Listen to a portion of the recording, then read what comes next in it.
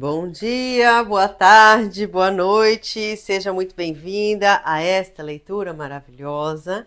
Estamos lendo esse livro agora que se chama Lugar de Médico é na Cozinha. E aí, o título já é bastante intrigante, a gente ficou bem intrigada com ele. E o que que acontece, né? A gente então está lendo esse livro. O autor desse livro se chama Alberto, Dr. Alberto Peribanês Gonzalez. E essa leitura faz parte de um programa muito maior, que é o programa Saudabilize. A gente leu aqui então no capítulo, no episódio anterior, a gente leu a introdução e a apresentação, né? E aí eu achei muito interessante, achei essencial. E aí agora a gente começa lendo uma parte do livro que diz os princípios desse trabalho. Embora de potencial terapêutico indiscutível, nada do exposto nesse livro constitui tratamento médico.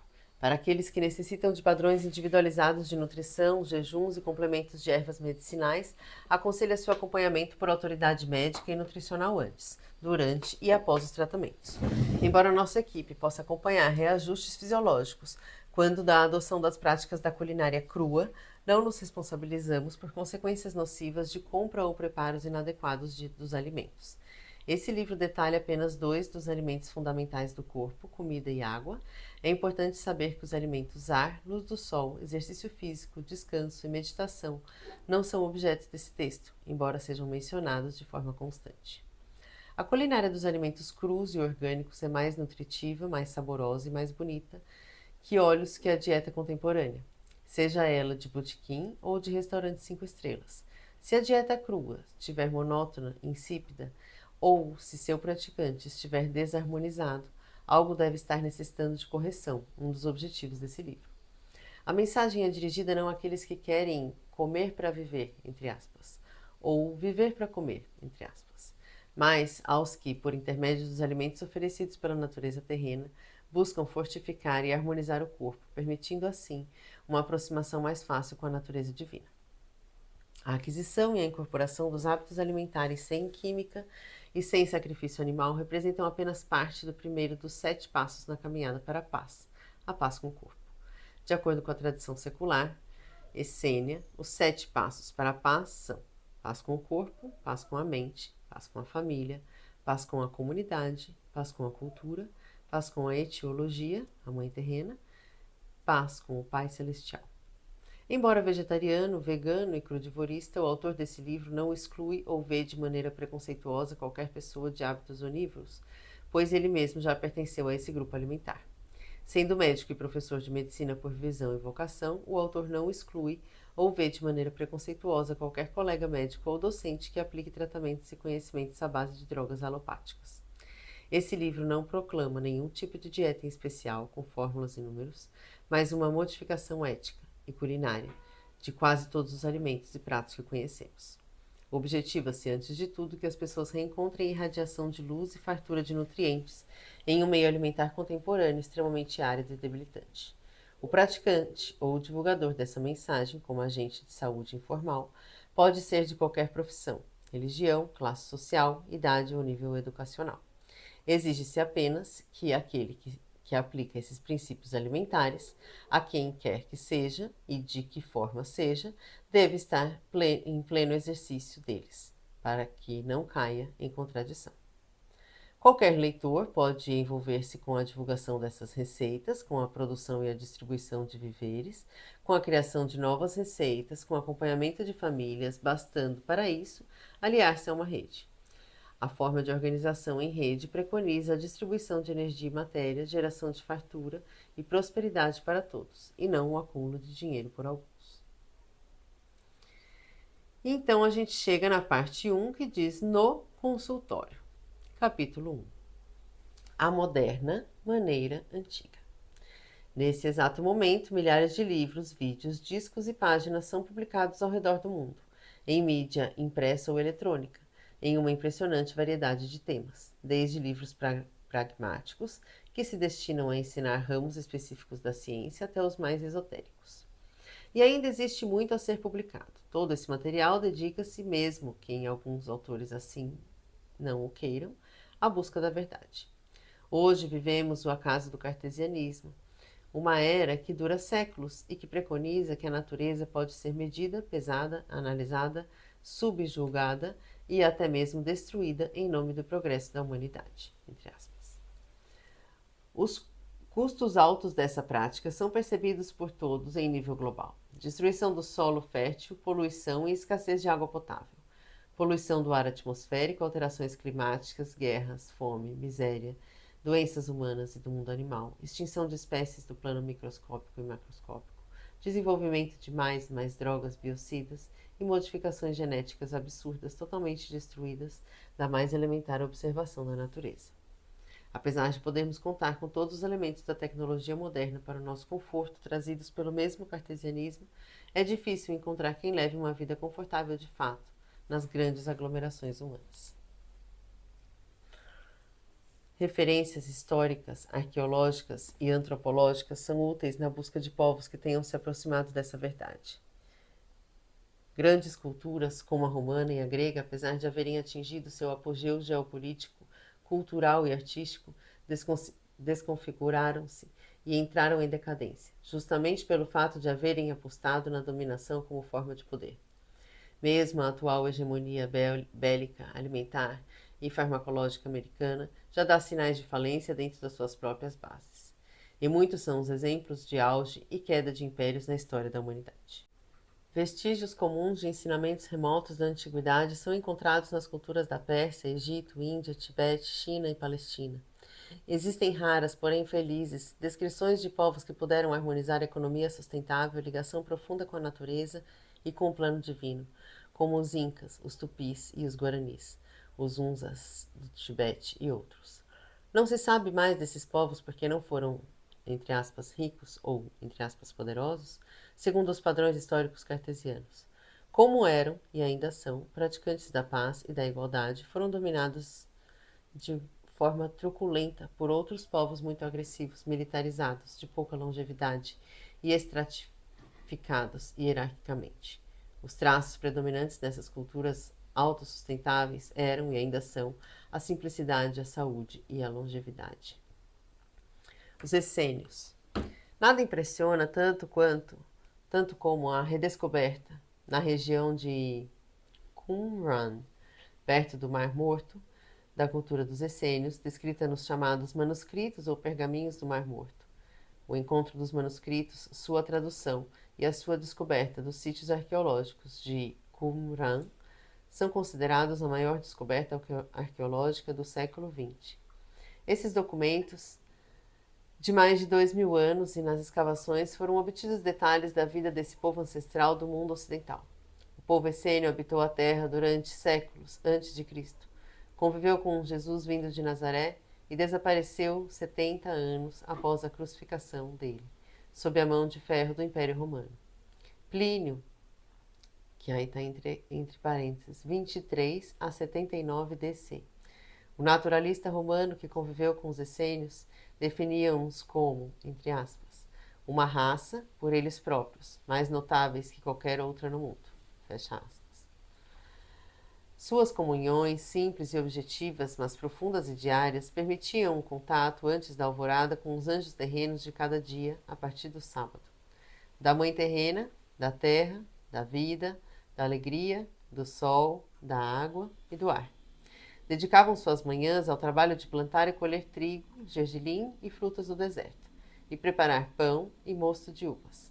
Ao meio-dia faziam contemplações dos 7 níveis da paz, uma para cada dia da semana.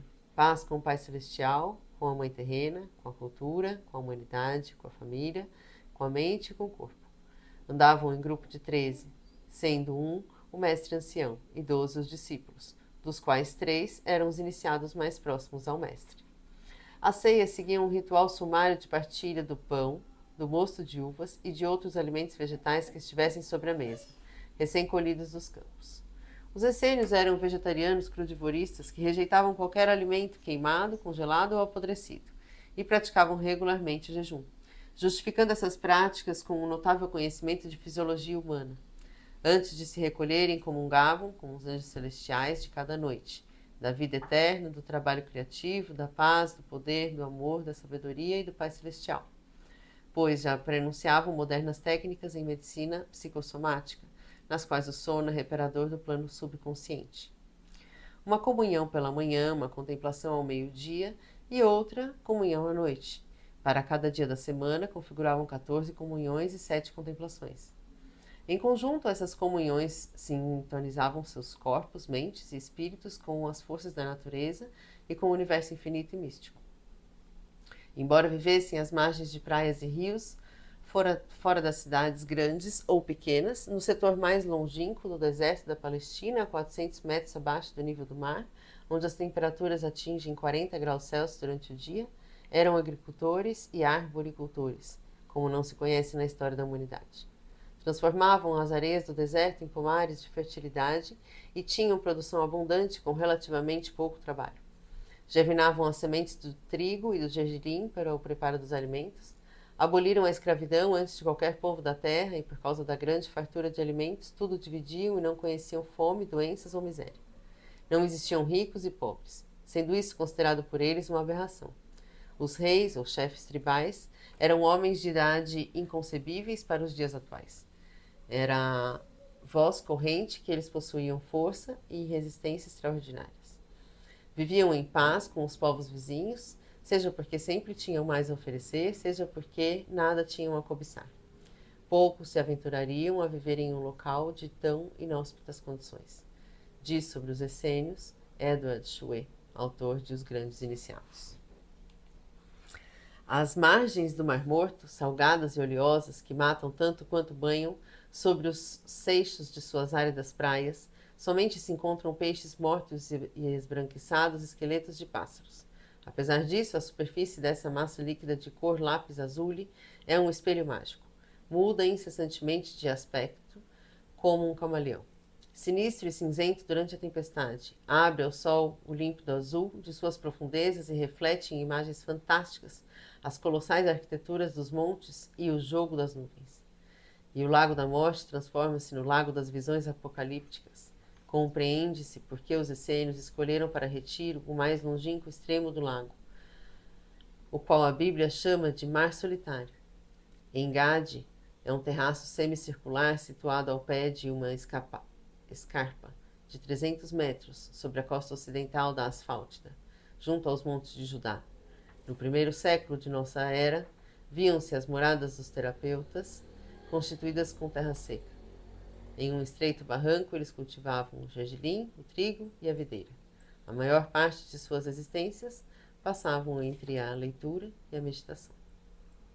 Agora volta ao livro. Sabiam produzir toda a sorte de instrumentos para a escrita, culinária e agricultura. Encontraram-se relíquias de instrumentos musicais e práticas artísticas. O sábado, um dia especial, começava na noite de sexta-feira e era dedicado ao estudo, à discussão, ao entretenimento de visitantes e à música. Estudavam com afinco as ciências da cura com plantas medicinais, a educação e a astronomia. Mas não se encontrou nas escavações de Qumran o que ainda estão em andamento, qualquer tipo de armas. A suposta guerra, entre aspas, com os romanos foi o confronto do povo mais bélico do mundo antigo com o mais inocente e pacífico. O dinheiro encontrado, moedas persas, gregas, romanas e hebraicas, não era usado. Quando um estrangeiro quisesse conviver com a Irmandade essênia, deveria deixar, junto com o dinheiro, outros bens materiais que de lá nada valeriam. O estudo dos pergaminhos do Mar Morto foi concluído em 2004. Segundo os arquivos do Instituto de Antiguidades de Israel, a leitura das escrituras e a confecção de novos pergaminhos absorvia grande parte das atividades de um essênio, junto à agricultura e às práticas de purificação, há pelo menos 2.100 anos. O que diferia, no entanto, era a forma de interpretar essas escrituras. Por um lado, eles harmonizavam seu conteúdo com as leis da consciência humana e da natureza. Por outro, sempre consideravam os fatos e as circunstâncias da época e do ambiente nos quais eles foram escritos. Essa abordagem também levava em conta o grau de evolução e o entendimento do povo ao qual um determinado mestre estivesse dirigindo sua mensagem. Perguntará ao leitor por que um médico, autor de um livro sobre culinária viva, por assim dizer, uma prática de vanguarda, entre aspas, estaria baseando-se em informações que remontam a povos tão antigos? A resposta é que os essênios estão na memória genética, cultural e espiritual da humanidade, particularmente o do Ocidente judaico-cristão. Sendo assim, estão em minha própria memória. Eu sei, assim como o leitor sabe, que em algum momento de nossa existência como espécie fomos capazes de viver de maneira comunal, alimentando-nos de acordo com a lei da natureza, plantando, colhendo e repartindo de forma consciente, germinando sementes em vez de cozinhá-las e dispensando o uso da carne. Os essênios, com seu exemplo vivo, deram um significativo passo na evolução do Homo sapiens. Houve reação do poder constituído, e a guerra contra os judeus, provida pelo Império Romano, dispersou com grande violência a iniciativa histórica da qual Jesus foi o líder político e espiritual, e que, se ganhasse força, teria conduzido a humanidade rapidamente ao encontro do Homo consciens. Os essênios eram uma tribo de judeus da qual veio Jesus. Ser cristão ou judeu significa relacionar-se com a tribo de Jesus, seja ideologicamente ou por consanguinidade. Mencionando ainda Edward Schuré, o conhecimento hermético que diz: o que está embaixo é como o que está no alto. Traduz-se na oração ensinada por Jesus Cristo. Assim na terra como no céu, estando embutido no significado da estrela de Davi. Aí ele diz no trecho do livro: nascido em Nazaré, filho de Maria e José, e primo de João Batista, todos judeus essênios. Jesus, o Nazareno, foi iniciado na tradição profética de Israel, em consonância com os magos da Babilônia e de Hermes, sobre o verbo solar. Dia e noite, o predestinado essênio lia a história de Moisés e dos profetas, obtendo consciência de sua missão por meio da meditação e da iluminação interior nele enaltecida. Após o batismo nas águas do Jordão pelas mãos do João, o ser sublime que chamamos Cristo se apoderou para animar com nova chamada essa lira humana, preparada por centenas de gerações. De sua curta passagem pelas cidades da Palestina, seu suplício, morte e ressurreição, surgiu o cristianismo, um movimento tão complexo que é considerado como um marco na história da humanidade. Estamos no ano de 2011 depois de Cristo. Hoje, o novo movimento essênio organiza-se ao redor do mundo, até mesmo no Oriente, e a sua maturidade terá um efeito decisivo sobre o futuro da humanidade.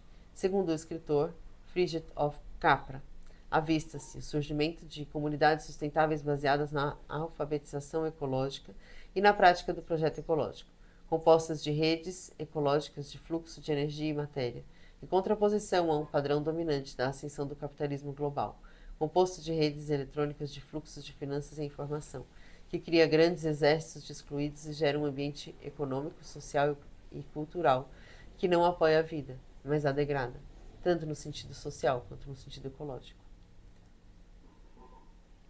Na proposta de revitalização da terra e de ressacralização da vida, surgiu nos Estados Unidos, sob a coordenação do Dr. Gabriel Cousens, o Modern Essene Way of Life and Communions, que se traduz com moderna maneira essênia de viver e as comunhões. Dr. Cousens, de origem religiosa familiar cristã, é hoje um mestre essênio, sênior e rabino cega. O termo moderna maneira essênia foi cunhado pelo fato de que nosso atual contexto social e espiritual difere muito de 2100 a 2200 anos atrás, ou mesmo antes. Tentativas de adaptar os rituais e o estilo de vida daqueles tempos aos dias atuais estão em aberto, mas passam por uma homogeneização. Os 4 princípios reconhecidos e aprovados pelos principais grupos essênios modernos dos Estados Unidos que estão reunidos pelo Dr. Gabriel Cousens são: Adonai Echad, Deus é um. 2. Teshuvah, o retorno a Deus. 3. Tikkun Olam, a participação ativa na cura e na transformação do mundo. 4. Shalom, a paz resultante da integração e unificação de nossos mundos interno e externo, masculino e feminino, equanimidade e respeito entre os sexos, e criação de harmonia entre os céus e a terra. Esse iluminado médico, professor, nutricionista, artista e cientista ainda tem muito a dizer. Sua prática diária e sua pesquisa levam-no à conclusão de que nossas escolhas alimentares podem determinar uma saúde exuberante ou promover nossa decadência. Instalo na belíssima paisagem de uma maceta de 133 acres na cidade de Patagônia, estado do Arizona, Estados Unidos, está o seu Tree of Life Rejuvenation Center, Centro de Revitalização Árvore da Vida, que incorpora uma linha multidisciplinar e, muito além disso, permite vivenciar, em pleno século XXI, um conjunto de práticas que criam, dão suporte e sustentam a vida. Hortas orgânicas, métodos de preparação de alimentos com preservação de energia vital, arquitetura ecológica, sistemas híbridos de energia solar e relações humanas baseadas no amor e na emanação de energia espiritual por parte da equipe de trabalho. É dentro desse espírito que escrevo esse livro. É um texto simples, baseado na observação da natureza e dentro de um trabalho de expansão da consciência. Apresento ao final as referências milenares ou contemporâneas que dão suporte às ideias aqui apresentadas e sustentadas. Antes de tudo, quero que seja usado por qualquer um e que traga alegria, harmonia e encantamento, as melhores razões para se ter saúde. Bom, hoje vou parar a leitura por aqui, né? Já deu bastante tempo, mas é que não dava para parar. A gente vai começar com Hipócrates no Rio de Janeiro, amanhã, nosso terceiro episódio. E quero te convidar para ir lá no portal Saudabilize, saudabilize.com.br, conhecer as receitas que tem, como tá lindo o nosso portal, e entrar em contato com a nossa equipe e vir fazer parte. Né? A gente tá lendo esse livro aqui no Spotify, porém, a gente tem reuniões semanais para a gente discutir o livro, para a gente comentar, para a gente ter trocas. A gente tem trocas muito gostosas, uma vez por semana. Exatamente, trocas buscando longevidade, buscando saúde. Somos um grupo de mulheres incríveis. Então, entre em contato com a gente, saudabilize.com.br, que eu tô te esperando. Um beijo e até lá.